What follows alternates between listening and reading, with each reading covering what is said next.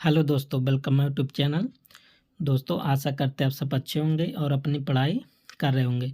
दोस्तों, आज आप सबके लिए लेकर आए हैं केंद्रीय बजट 2025। तो यहाँ से पेपर में एक क्वेश्चन आना अनिवार्य है, लगभग आता ही है। तो यहाँ हैंड नोट के माध्यम से जो जो भी क्वेश्चन इम्पोर्टेंट लगा उसको यहाँ पर रखा हुआ है। तो आप सब पूरे वीडियो में बने रहें और आपको अच्छे से समझ में आ जाएगा। तो देरी ना करते हुए तो चलते हैं टॉपिक की तरफ। तो सबसे पहले जो केंद्रीय बजट 2025 है, इस पे फोकस किस बात पर किया गया है? ज्ञान पर। GYAN। ठीक। जी का मतलब क्या बताया गया? गरीब। वाई का मतलब क्या बताया गया यहाँ पर? युवा। ए का मतलब अन्नदाता और एन का मतलब नारी शक्ति। तो फोकस किस पर किया गया है? गरीब, युवा, अन्नदाता, नारी शक्ति। तो 4 बातों पर जो केंद्रीय बजट है 2025 फोकस किया गया है। तो बहुत इंपॉर्टेंट, सबसे पहले यही आपसे पूछा जाएगा ज्ञान का पूरा नाम या तो पूछा जाएगा किस पर फोकस है। तो ज्ञान आपको याद होना चाहिए ना। तो और देख लेते हैं जो इसका क्षेत्र है बजट का, 10 व्यापक क्षेत्र पर बांटा गया है। कौन कौन व्यापक क्षेत्र हैं?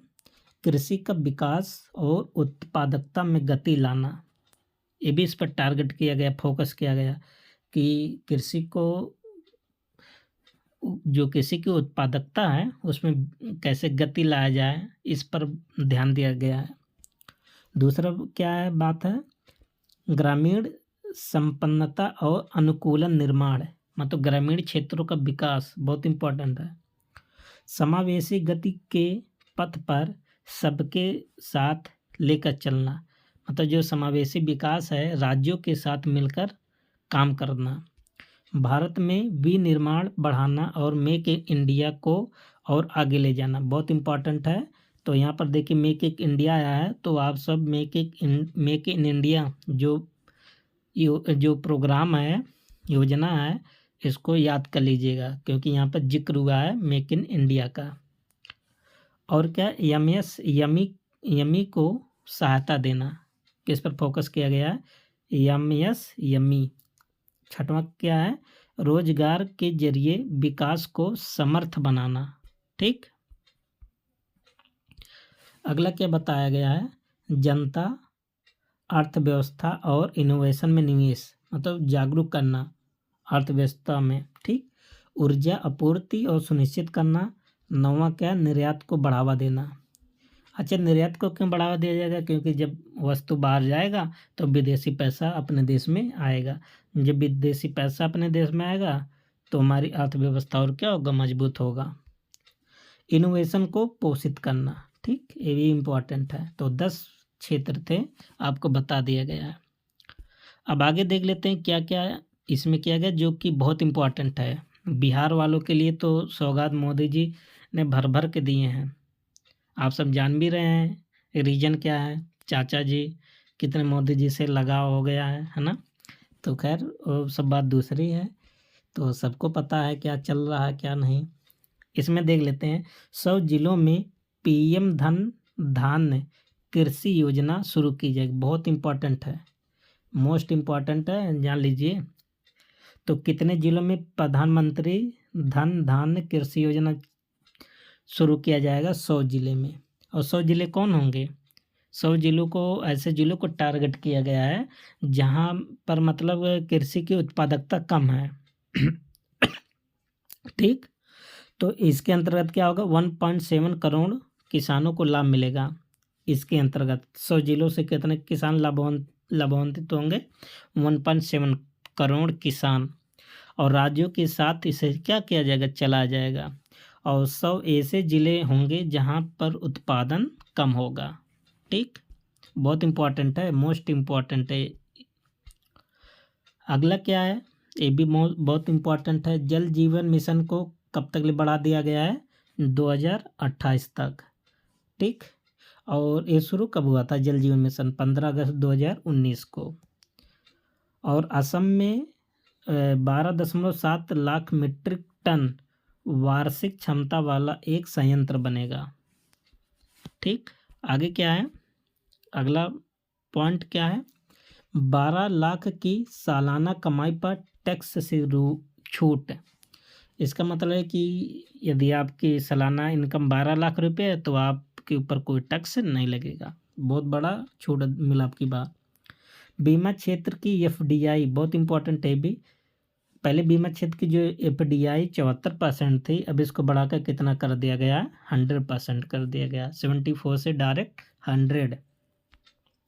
अब क्या किया गया है, 36 जीवन रक्षक दवाओं को सीमा शुल्क से पूरी तरह से छूट। मतलब 36 ऐसे दवाएं हैं, जीवन रक्षक दवाएं पर मतलब सीमा शुल्क उस पर छूट दे दिया गया। जब सीमा शुल्क छूट दे दिया गया तो जायज़ बात है थोड़ा सस्ता तो हो ही जाएगा, तो जीवन रक्षक दवाएं सस्ता हो जाएगी थोड़ा बहुत। अगले 3 वर्षों में सभी जिलों के अस्पताल में डे केयर कैंसर सेंटर स्थापित किया जाएगा। 3 वर्ष में सभी जिलों में क्या स्थापित किया जाएगा, डे केयर कैंसर सेंटर। और 2025-26 तक इसी सत्र में कितना स्थापित किया जाएगा, 200। बाकी सब आगे सब किया जाएगा। अगला बहुत इंपॉर्टेंट है, अनुसूचित जाति और जनजाति की 5 लाख महिलाओं को एक नई स्कीम दिया जाएगा। कौन सा स्कीम, इस स्कीम के तहत पहली बार बन रही उद्यमी महिला को अगले 5 साल के अंतराल में 2 करोड़ का टर्म लोन मिलेगा। मतलब 5 लाख ऐसी महिलाएं होंगी जो पहली बार उद्यमी बन रहे होंगे, मतलब जो बिजनेस को स्टार्टअप करेंगे, उनको 5 साल के अंतराल पर 2 करोड़ रुपए का टर्नओवर लोन मिलेगा अपना उद्योग बढ़ाने के लिए। कौन कौन शामिल है, एससी और एसटी के लोग की 5 लाख महिलाएं। ये भी महिला, अब अभी वहाँ बात हुआ था ना नारी शक्ति, तो यही सब देखने को मिल रहा, नारी शक्ति। आगे क्या है, केसीसी की लिमिट 3 लाख रुपए से बढ़ाकर 5 लाख, ये भी इम्पोर्टेंट है। पहले केसीसी के में लोन जो मिलता था 3 लाख मिलता था, अब कितना लाख मिलने लगा, 5 लाख। बिहार में मखाना बोर्ड की स्थापना। देखिए बिहार पेपर के लिए बहुत इम्पोर्टेंट है। जो भी स्टूडेंट बिहार की तैयारी कर रहे हैं किसी भी एग्ज़ाम की, बिहार बीपीएससी 4.0 हो या न किसी एग्ज़ाम की, सभी के लिए भी इम्पोर्टेंट है। क्योंकि मखाना बोर्ड, तो बिहार में क्यों मखाना बोर्ड हो रहा है स्थापना, क्योंकि बिहार सबसे ज़्यादा मखाना का उत्पादन करता है, सबसे ज़्यादा पूरे भारत में, इसीलिए बिहार में मखाना बोर्ड बन रहा है। बिहार में फूड प्रोसेसिंग खाद्य यानी खाद्य प्रसंस्करण को बढ़ावा देने के लिए national institute of food technology entrepreneurship and management का गठन किया जाएगा। ये भी सबके लिए, बिहार के लिए तो बहुत इम्पोर्टेंट है, बाकी सब स्टेट के स्टूडेंट के लिए भी इम्पोर्टेंट है। क्योंकि एक इंस्टीट्यूट कहीं पर स्थापित होती है ना, तो सबके लिए इम्पोर्टेंट होता है। भारतीय डाकघरों को बड़े सार्वजनिक लॉजिस्टिक संगठन में बदलने की घोषणा किया गया है, ये भी इम्पोर्टेंट है। आगे क्या है, आगे है 50,000 अटल टिकरिंग लैब स्थापित की जाएगी। ये डाटा याद कर लीजिए, अटल टिकरिंग लैब कितना स्थापित किया जाएगा, 50,000। शहरों के पुनर्विकास और जल स्वच्छता सुधार के लिए 1 लाख करोड़ का अर्बन चैलेंज फंड शुरू किया जाएगा। तो अर्बन चैलेंज फंड कितने रुपए का शुरू होगा, 1 लाख करोड़ रुपए का। अगला क्या है, एमबीबीएस की 75,000 सीटें बढ़ाई जाएंगी और 5 आईआईटी में 6500 सीटें बढ़ाई जाएंगी। अगला क्या है, पीएम गति शक्ति और पर्यटन के तहत 50 नए पर्यटन स्थल विकसित किए जाएंगे। तो ये भी बहुत इम्पोर्टेंट है। सबसे इम्पोर्टेंट तो यही है कि पीएम गति शक्ति के अंतर्गत कितने पर्यटन स्थल को विकसित किया जाएगा, 50।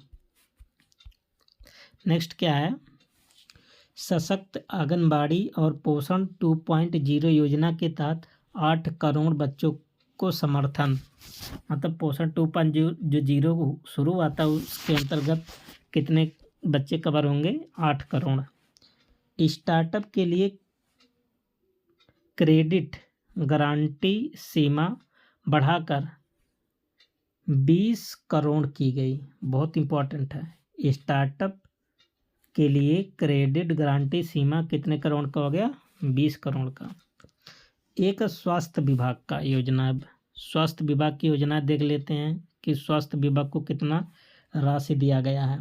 स्वास्थ्य विभाग को 98,311 करोड़। बीपीओ के लिए बहुत इंपॉर्टेंट है क्योंकि उनके टॉपिक में लिखा हुआ है कि स्वास्थ्य संबंधी योजनाएं, है ना, तो बहुत इंपॉर्टेंट है।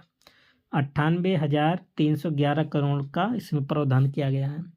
आयुष्मान योजना के लिए कितना? ये तो बहुत इंपॉर्टेंट है भी, 9,406 करोड़ आयुष्मान भारत के लिए, जबकि आयुष्मान भारत हेल्थ इंफ्रास्ट्रक्चर के लिए 4,200 करोड़ का। तीनों डाटा एकदम रट लीजिए सब लोग।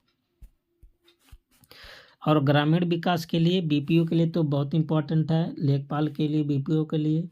ग्रामीण विकास के लिए 2,67,000 करोड़ रुपया, और गृह विभाग के लिए कुल 2,33,211 करोड़, इतना गृह विभाग को मिला है।